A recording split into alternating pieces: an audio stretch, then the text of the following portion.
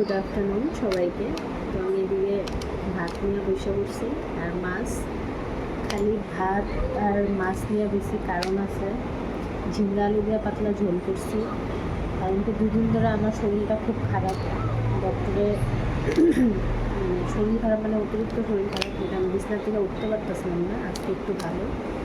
তো ডক্টর আমার বয়েল খাইতে করছে, মাছ মাংস তো ধরতেই না করছে, ঝাল মশলা খাইতে না করছে, বাট এগুলো ছাড়া কি খাওয়া যায়?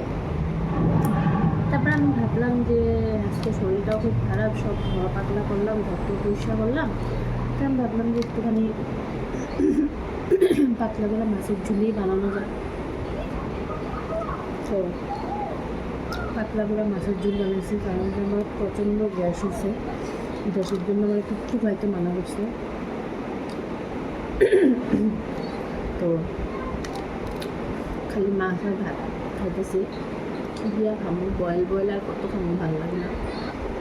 তো সবার জন্য যদি মাছ বানাই, আমার জন্য আবার এক্সট্রা বানাই দিই, আমার শরীরটা এমনি ভালো না। তো সিম্পল আজকে মাছের ঝোল আর ভাত করছি। রাত্রে দেখি কী বানাই।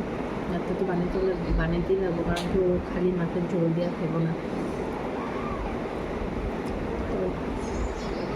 তো কার ঘরে কী রান্না হচ্ছে কমেন্টে জানাই না।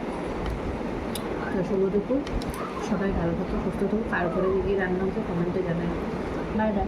খাইতে তো যাবো না, জাস্ট মানে এমনি জিজ্ঞেস করলাম। খাইতে তো যাবো না, যাওয়া হবে না, কী কই থাকো তো জানি না। তো বাই বাই।